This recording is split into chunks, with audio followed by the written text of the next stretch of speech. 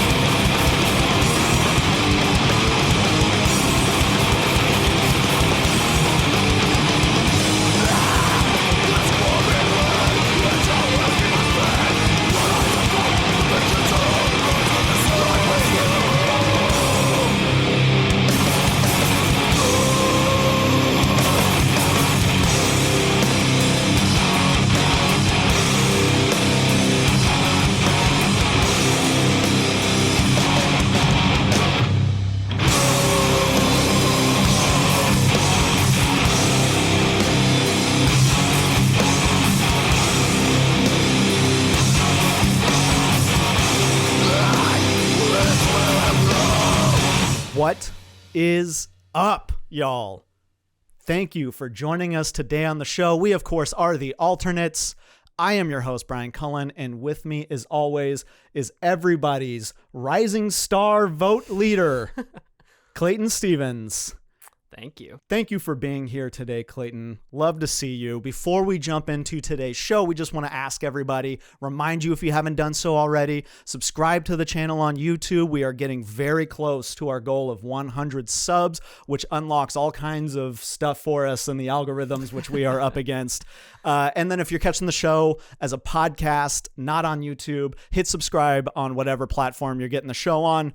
And then anything like liking or commenting helps us with the algorithms. You can leave us a comment on the episode below, just like Chris did right here on the last episode where he said, great show. You guys arguing is the best. Thank you for the comment, Chris. Me winning the arguments is the best. I totally agree with you. And then rate and review. That really helps out. And most importantly, share it. Just share the show. Social media, friends, family, bosses, parents, all of that really, really helps us out. And then if you want to contact us, you can do so by emailing thealternateshoop@gmail.com. You can reach us on our socials. That's at Brian S. Cullen and at Clayton_Stevens, or hit us up in the comments section. We will get back to you right away. Clayton, how are you doing, man? I'm well. It's Friday. We got the weekend coming up. I'm very excited about it. It's been a really fun week of basketball. Oh, my God. Watching tons of basketball, watching tons of League Pass. Really excited to get into everything going on. It has been a wild 48 to 72 hours in the NBA in terms of games. I feel like it's the NBA season now. This is the first time I have felt like this. Yes, yeah. We talked about this off air before, that we were having a little bit of a half G League season, and we're back. The teams are are regular again. We got Yeah. real NBA players on the court having a really good time, seeing what these teams are really made of. Well, let's see what they're made of by jumping into headliners. All right, yeah, let's do it. So I got some headlines here. I'm going to throw them your way. I've got several headlines here because it has been that crazy the last few days. You let me know which one you want to dive into. Okay, let's get into it. We're going to start with the bad news. Dallas Mavericks, Tim Hardaway Jr. fractures his foot in a game against the Warriors Tuesday night.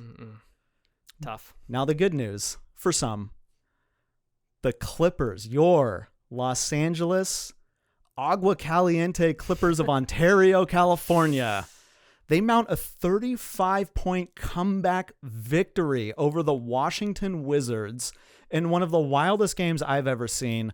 That comeback is a franchise record.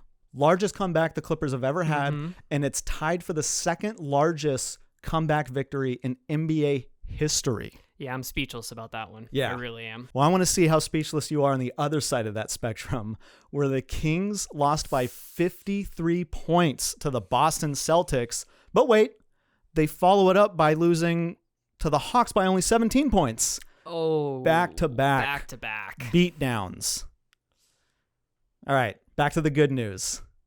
Led by Kelly Oubre's 10 of 15 shooting from deep, the Hornets drop a franchise record of 158 points on the Pacers. I'm going to say that again. 158 points in an NBA game, not All-Star. This is one NBA game. This that they is play? one game. Okay. Yeah. That is their score for one game. That's unbelievable. And then, of course, I've got a couple for a big weekend that is coming up. The NBA announces new Rising Stars format for NBA All-Star Weekend. Speaking of the All-Stars, the starters have been announced. Yeah. The NBA All-Star starters have been announced. Which one of these do you want to get into? So the All-Stars here is where my mind first goes, but we're going to talk about that more. We're going to get into our own little All-Star stuff. We've got some fun stuff about planned. that. We're also going to know soon the full All-Star list. Might be a little more to get into. So let's table that to the side. Yeah. I'd love to talk about the Clippers, but what I really want to talk about, unfortunately, is the Sacramento Kings. Oh, you're going to do it to them. Yeah, we can talk a little bit about both if it comes up, but we got to talk about the Kings here because this is such a depressing week. Oof. And like we said, they played back-to-back games versus the Celtics and then versus the Hawks. So I just want to give you a little recap of these two games because it's tough to swallow. I'm not going to lie to you. This is tough to hear. So game one, they play against the Celtics. Tatum goes for 36 points in 31 minutes. Wow. Brown goes for 30 points in 24 minutes. Wow. Robert Williams only had 13, but don't worry, he was plus 42 in the box score. Wow, from Time Lord to plus minus Lord. Plus minus God. That's what it is now. You're plus 42 in a game where you only score 13 points. You're a basketball god now, right? You're on. I don't even know how the math happened there, but somehow that happened. De'Aaron Fox didn't play. But Buddy Hield was the only Kings player to have double digits points. He had 11. Wow, just barely. Barely. Oh just my got God. over. The team was out-rebounded 45-67. It's just a blowout in every category. And their shooting percentage is 18% from three, 30% from the field. 18% from three, 183. That's almost what the Hornets put up in a game. Yeah. So terrible first game. So they have a chance to pick themselves up the next day. Yeah. Go against the Atlanta Hawks. Let's right the ship. Not the best defensive team in the NBA. Yeah. Let's get going. No, pretty quickly ended up being a blowout. And crazy because the Hawks didn't even play that well. The Hawks didn't have a single player score 20 points. Wow. The closest was former King Bogdanovich, had 18. Okay. And Okongwu also had 18. He was plus 22 in this game. Okay. Not a basketball god, but still Not impressive. Not a basketball god, but pretty impressive. And especially impressive considering Harrison Barnes had himself a nice game bounce back. Yeah. 28 points, ended up -2 in the box score. If you're -2 in a Kings game, you might be a basketball god now. This is super depressing. I don't have a ton of words about what this means for them other than like, this is rock bottom, right? I I'm afraid to say yes because the Kings will keep digging for that real rock bottom. This is just brutal, dude. Like, it's not, look, I was one of those people, for a few years that was just laughing about it. Like, oh, this is insane. Look at this. Look at how absurd this is. It's not funny anymore. It's not funny anymore. It's like Kangs is not funny anymore. No. It's getting really dark really quickly. Mostly because I feel so bad for that fan base. They have been so deprived for so long. And this is coming from a dude who grew up watching the Clippers. So I get it. I commiserate. But now that I've been out of it for a little while, seeing it from the other side, God damn, those fans need something. And I don't know what there is to do about it. I mean, they blew up a team. They've already gone into rebuild. Yeah. I think the biggest issue is that it starts at the top, and it's Vivek Ranadive. I think that their majority owner is basically the foundation of every misstep along the way since he came over from the Warriors. He's been obsessed with the Warriors and has tried to recreate it to an unhealthy level, and his participation has been way too high. He's never allowed any coach any real time to build anything or strategize. Yep. Same with the front office. He's put his front office. There was a moment where they had Vlade Divac in the front office, and he went into the locker room and asked the players what he should do because nobody is allowed to make any real decisions with Vivek around. So I don't know how they can move forward. Yeah, it's a really tough situation for them here because I think we're at the point, I assume the fans are at the point where there's not a single player on this team that you are convinced has to stay on this team long term. Yeah, and I if you're the Kings front office, nobody is untouchable right now. And that's a bad place to be because that means the value of guys like De'Aaron Fox is as low as it's probably ever been. Yeah. So you're not going to get great return for these guys, but this isn't working anyways. So you might as well blow it up, right? Like, that's kind of where I'm at now is you've drafted really high in the lottery and gotten a ton of talent, like Halliburton and Fox and Bagley. And these guys were real 5-star prospect type guys that they got up in the line. But then, juxtapose it against, like we said, the Clippers, who are scrapping, playing well, staying 500 with guys like Amir Coffey, who was undrafted, Terrence Mann, drafted in the second round, Brandon Boston Jr., put in the second round. I mean, they're able to do it by developing players, taking flyers on guys and trying to make them better. All these guys, Buddy Hield, De'Aaron Fox, Halliburton even, I don't know that any of them have gotten better since college. And, a guy like Bagley probably has gotten worse because he didn't get to play, but they kept picking up his option. I mean, it's a bizarre situation with brutal, all of these guys. Picking high isn't necessarily going to get them anywhere. But what I think this is leading to is the answer here to trade for Ben Simmons? And the reason I say that is because, look, Ben Simmons is a good player. Okay, we know that. Yeah. But what comes with Ben Simmons is Rich Paul and Clutch. And Clutch may be able to get you players to come to this team, and maybe building through the draft just isn't going to work for them. So the answer to this is you welcome the fox in the hen house, is what you're saying. That's exactly right. That's exactly right. I mean, in theory, I suppose I understand why you would take a look at that option, but I don't think it really does anything to improve this team because you're going to have to get rid of some of those guys that are look, Halliburton, his shooting numbers are incredible. He's extremely efficient. He's so good. He's probably going to have to be in the deal. You're going to get rid of guys. And the other thing is, I'm not sure that Ben Simmons wants to be the focal point. I mean, he was part of a two-headed snake in Philly, obviously didn't like it. And I don't know if he wants to be the guy that's putting a team on his back. I really don't. I don't know if that's the position. The rumors we've heard are that he wants a team built in his likeness, right? So like shooters around him and a Giannis Antetokounmpo type of situation. Okay. Look, I don't know that that's necessarily a winning formula, but like I said, you bring in Clutch and you bring in Ben Simmons, and maybe the rest figures itself out. Maybe the NBA believes in those guys enough to get real players there and the start of something, because drafting isn't doing it. This team is not even close. They're basically at the beginning. Yeah, I mean, maybe that's the way to do it. I'm so nervous bringing Rich Paul into the situation here. And look, it's because we all know, I don't think it's a secret. I think even LeBron fans would not, reject this idea that Rich Paul and Clutch 100% operate in favor of LeBron James. Like, he is number one, right? Mm-hmm. I like putting them in the Kings, which is a franchise that we just said is completely dysfunctional. I'm so afraid of them actually working in the favor of the Kings.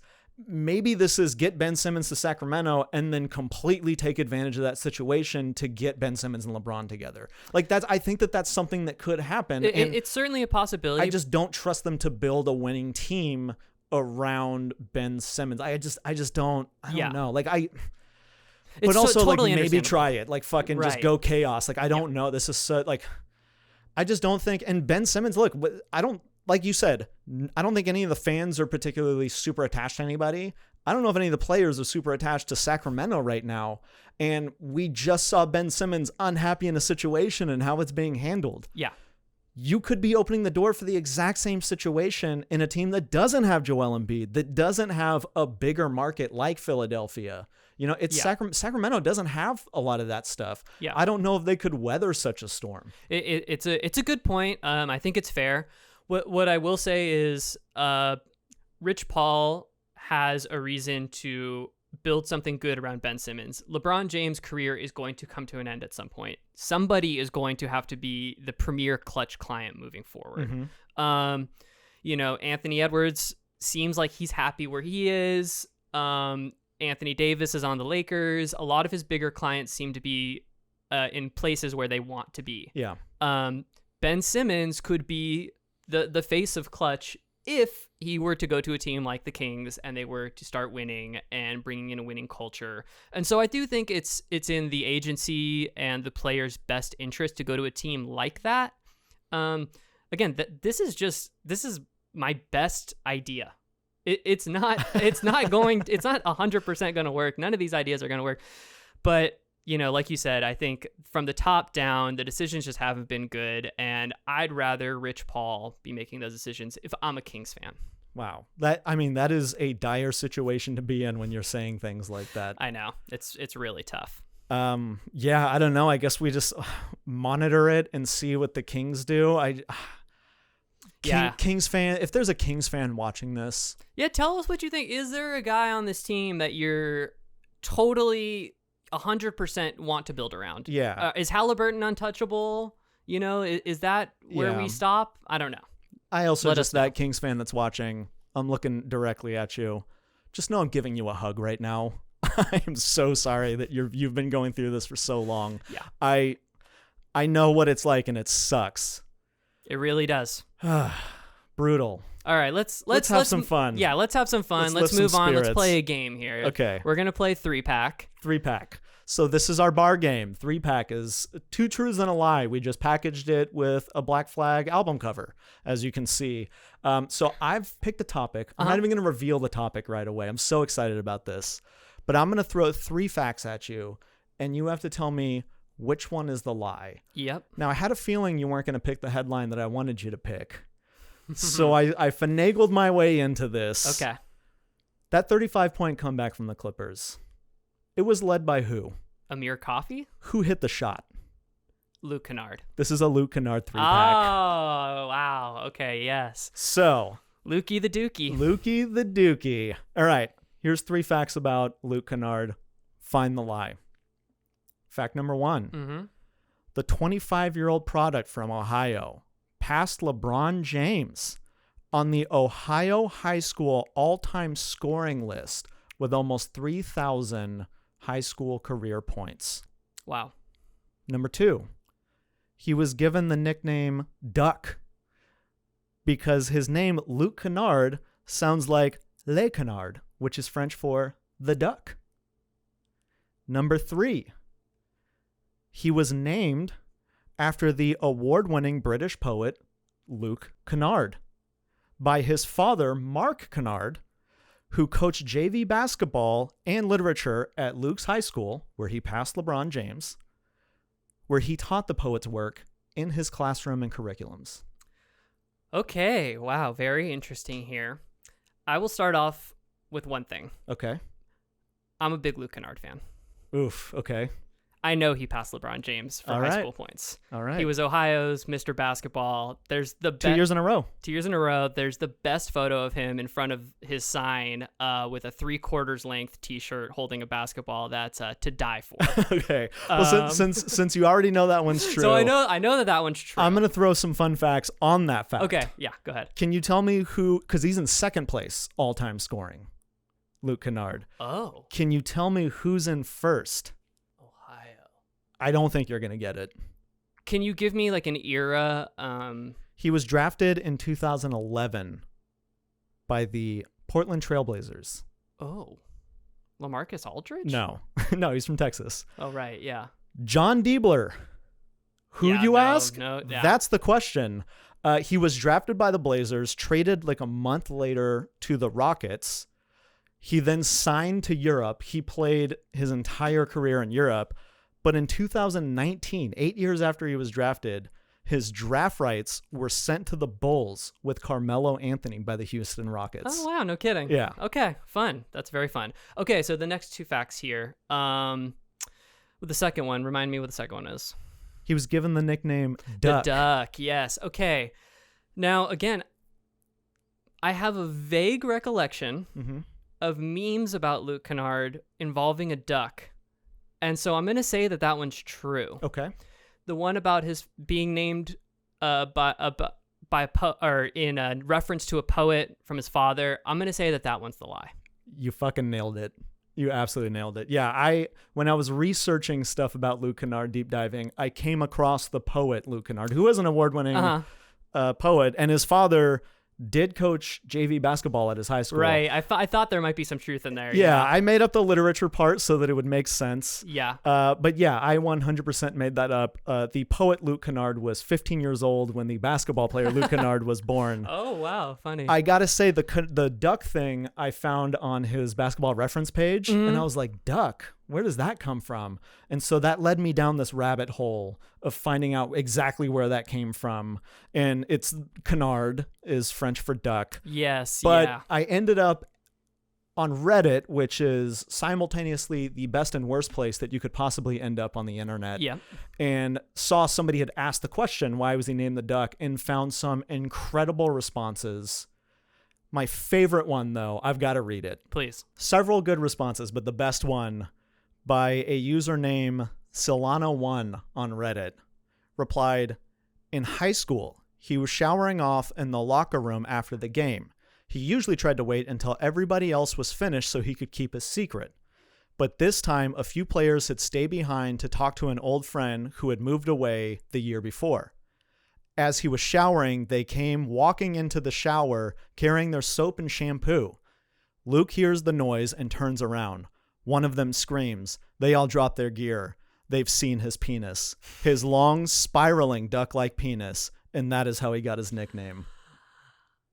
What a great story. I need Solana1 to just start writing 2 truths and a lie for us. I need this person to produce the 3-pack segment because the detail is incredible. Get in touch. Yeah, if you're watching, please. Get in touch.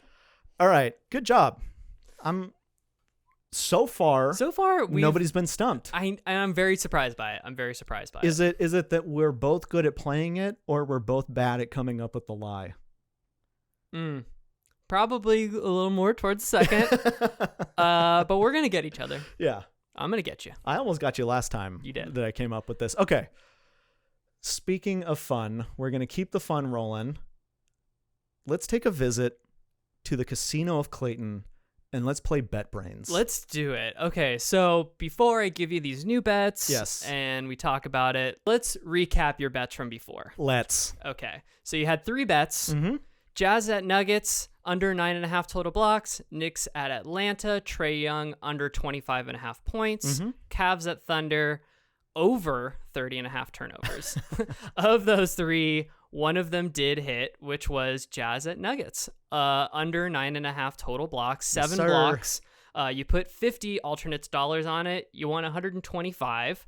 So that puts you up to 175 plus the 85 that you hadn't spent before.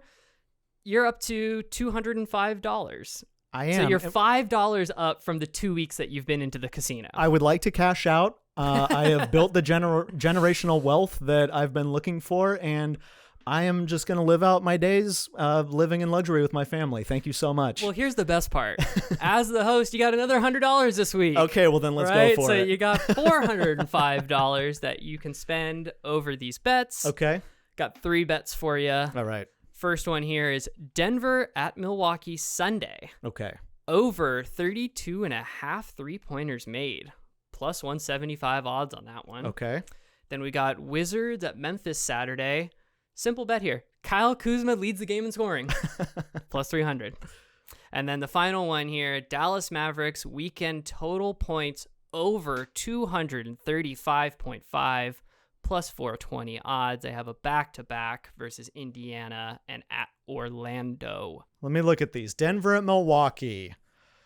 Over 32.5 3-pointers made. This one's tough. Mm-hmm. Denver is, over the last 5 games, they're only averaging 12.8 3-pointers made. That's 34% shooting, which is like very average. Yep. I think that might be exactly NBA average, right? Yeah. And it's not much better than their season-long average of making them. Milwaukee is hitting 13 a game at 36% over their last 5. They make 14 at 39% for the season. Good shooting team, yeah. Yeah, but I just don't. I'm going to put $20 on this one. Okay. Not a fan of this one. Got it. I just don't believe in this one. And we'll remind people there's a minimum of 100 alternates dollars. 100 alternates dollars. Wizards at Memphis Saturday. Kyle Kuzma leads the game in scoring. That's right. So I researched this one a little bit, and I came up with a pretty interesting fact about this, and it's that I fucking hate this bet. I am not a fan of this bet at all. Kyle Kuzma, I don't think is going to lead the team in scoring, let alone the game. I think he's maybe led his team in scoring twice this season. He's playing along one of the best shooting guards in the NBA, scoring shooting guards in the NBA, and Bradley Beal. Mm-hmm. And Memphis is so good, especially defensively. Do I have to place money on a bet? Can I skip a bet? Yeah, I mean, as long as you get to 100. Yeah, so I'm putting $80 on the Dallas Mavericks weekend total points over 235.5. Wow. So they need to average 118 in both games in order for me to win this. Right now, they're scoring 105, a little over 105 a game on the season. It was a rough start for them. The last 10 has been 105, last 2, 106 per game. Or sorry, that was the last 5. Last 2, 112, so they're just ticking up, all right? The Pacers are completely depleted. They've allowed 121 points in their last 5 games, which makes me feel good about this. And then Orlando, they've only allowed 110. They've actually held some pretty good teams down. When was the last time Orlando won a home game? I couldn't tell you off the top of my head. It's bad, man. I'm telling you. It's like 10 games or something. But those are 2 bad teams. Yep. Luka's starting to turn it on. And we talked about in the beginning, they don't have Tim Hardaway Jr., who's actually been not very good this season. So I think him being gone might actually unlock a little bit more in the scoring department. Efficiency, I think that's the one. I love that this has the highest odds. That's why I'm putting $80 on it. I am all in on this bet. All right. Well, we'll come back next week and see how you did. I'm excited. Thank you for setting those lines. Thank you all for joining us. That is going to be today's episode. We will be back Tuesday morning at 11 a.m. with Headliners, the Underground Network. Out of step. You ready to relegate some teams? Oh, always. And then, of course, we're going to be picking our duo jams for the week. Thank you for joining us. Remember to subscribe, like, share, comment, rate, review, high five, hug. I don't know, anything positive, I'm Yeah. all for it. Please do it. Enjoy your weekend. We're showcasing music on this show. What are we ending the show with, Clayton? All right, we're ending the show with the band Therapy from San Diego, California. One of my favorites. Great people, great band. This is the song Omen from their self-titled 7-inch on Atomic Action Records. Awesome. Enjoy your weekend, everyone. Bye.